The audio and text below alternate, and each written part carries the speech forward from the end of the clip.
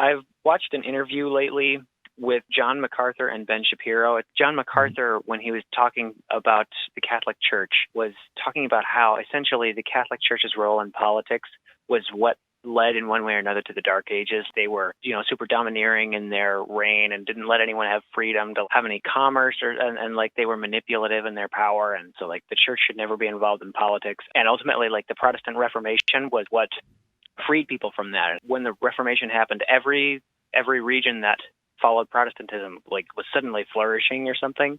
And everywhere that was covered by Catholicism was just still in the Dark Ages until they started to catch on.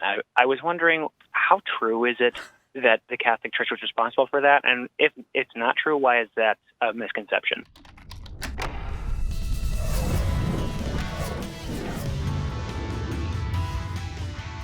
So this is basically a cartoon version of history.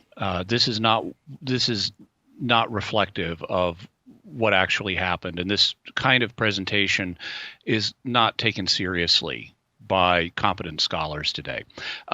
Where it came from is a couple of things. Number one of them is when the Protestant Reformation started. Of course, the Reformers broke away from the Catholic Church, and there was enmity between the Reformers and the Catholic Church, and so they didn't like each other. And whenever you don't like someone, you want to justify that to people. And so it's in your interest to try to paint yourself as the good guys who are doing the heroic liberation, and your opponents, the people you don't like, as nasty oppressors. And you see that constantly. You see that, even today in situations whenever you have one group of people come in and do, let's say, a military conquest of a particular area, they always portray themselves as liberators. When back in the 1990s, when Saddam Hussein invaded Kuwait and took it over, they portrayed themselves as liberating Kuwait, when what they really were doing was conquering it. And so there is a natural human tendency towards self-justification and towards vilifying the people that you're in contention with. And so after the advent of the Protestant Reformation, you would have a lot of Protestants who would try to vilify the Catholic Church and portray the time period before the rise of the Reformation as bad, as a bad period, and blame it on the Catholic Church. Then you had another movement began that's known as the Enlightenment. And the Enlightenment is,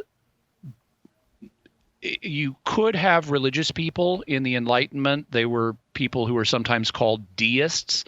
They believed that there would be a God, but that he didn't really involve himself in the world. Or they might reject the existence of God altogether, or they might say, I don't really know if there's a God. But they distanced themselves from classical Christianity. And so they didn't like either the Protestant Reformation or the Catholic Church, and so they also were interested in vilifying the religious establishments of their day and the prior ages. And that's really where the idea comes from that the Middle Ages were dark. This is a metaphor that's used to convey the idea that in the Middle Ages there was an extreme lack of knowledge, and that people were not, say, interested in science or things like that.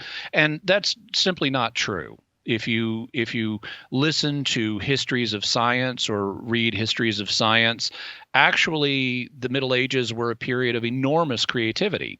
Now, they didn't have modern science, but they were very interested in it. And it was, in fact, the priestly classes in Europe that were the leaders scientifically. They were the people who were the most interested in science. I'd like to recommend a couple of things that you could use to research that. One of them is a book called The Light Ages: The Surprising Story of Medieval Science. It focuses in particular on a particular British monk before the Reformation who was very interested in astronomy. His name was John Warwick, if I recall correctly, or John Westwick. And The Light Ages is a fascinating look at just how scientifically interested people were in the Middle Ages. Also, the Great Courses has a course on the history of science. They actually have a couple. The one you want for this purpose is the history of science, antiquity to 1700. And you can get that as an audiobook or watch it as a video series, I think. But it is really, really well done and points out just how intellectually curious and investigative people were in the Middle Ages, not just in the Christian world, but in the Muslim world as well.